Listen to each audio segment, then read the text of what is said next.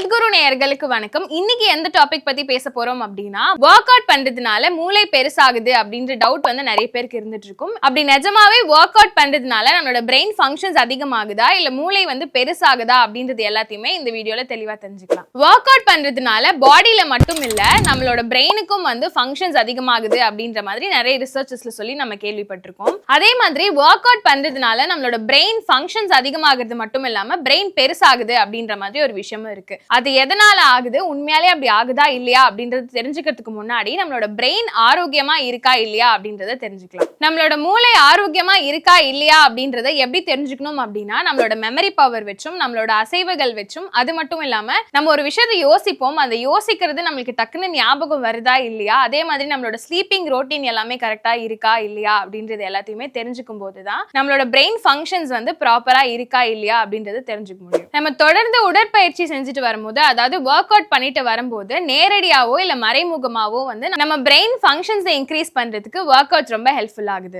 Work out பண்றதுனால நம்மளோட brain cells அதிகமாகுதா அப்படின்ற ஒரு கேள்வியும் இருந்துட்டு இருக்கு. அதுக்கான பதில் வந்து ஆக்ஸ்போர்ட் ரிசர்ச்ல என்ன சொல்றாங்க அப்படின்னா, நம்ம தொடர்ந்து ஒர்க் அவுட் பண்ணிட்டு வரும்போது நம்மளோட பிரெயின்ல ஒரு ரசாயனம் வந்து சுரக்க ஆரம்பிக்கும். அந்த ரசாயனம் வந்து நம்மளோட செல்ஸ் அதிகப்படுத்துறதுக்கு ஹெல்ப்ஃபுல்லா இருக்கு. நம்மளோட பிரெயின்ல இருக்கிற செல்ஸ் அதிகப்படுத்துறதுக்கு இந்த மாதிரி ஒர்க் அவுட்ஸ் எல்லாமே யூஸ்ஃபுல்லா இருக்கு அப்படின்னு சொல்றாங்க. எக்ஸசைஸ் பண்ணாதவங்க கூட எக்ஸசைஸ் பண்றவங்களோட பிரெயினை கம்பேர் பண்ணி பார்க்கும்போது அவங்களோட நினைவாற்றல் மற்றும் சிந்தனை எல்லாமே வந்து அதிகமா இருக்கு அப்படின்ற மாதிரி சொல்லப்படுது. இது ஏன் அப்படின்னா, நம்ம ஒர்க் அவுட் பண்ணும்போது நம்மளோட பாடி மட்டும் இல்லாம நம்மளோட பிரெயினும் சேர்ந்து ஃபங்க்ஷன் ஆகுறதுனால இது எல்லாமே இன்க்ரீஸ் ஆகுது அப்படின்ற மாதிரி சொல்றாங்க. எக்ஸசைஸ் பண்றதுனால நம்மளோட பாடி அண்ட் செல்ஸ் எல்லாமே இன்க்ரீஸ் ஆகுது அப்படின்றத தாண்டி நம்மளோட பிரெயின் ஃபங்க்ஷன்ஸும் அதிகமாகுது இல்ல. இந்த ஒரு விஷயமும் நமக்கு ஷாக்கிங்கா இருக்கு. என்ன அப்படின்னா, எப்படி நம்ம யோகா பண்ணும்போது ஆர் மெடிடேட் பண்ணும்போது நம்மளுக்கு வந்து மனநிலைமை சீரா இருக்கோ, அதே மாதிரி எக்ஸசைஸ் பண்ணும்போதும் நம்மளோட பிரெயின் ஃபங்க்ஷன்ஸ் எல்லாத்தையுமே சீரா வச்சுக்கணும், நம்மளோட மனநிலை கூட நம்மளுக்கு நார்மலா இருக்கணும் அப்படின்ற மாதிரி நம்ம பிரெயின் நம்மள டிடெக்ட் பண்ணுமா. நம்மளோட பிரெயின் ஃபங்க்ஷன்ஸை 4 விதமா பிரிக்கிறாங்க. அது 4 விதம் என்ன அப்படின்னா, ஃப்ரண்டல் லாப், பார்ட்டிகல் லாப், டெர்மினல் லாப், ஆப்டிகல் லாப் அப்படின்னு சொல்லி 4 விதமா பிரிக்கிறாங்க.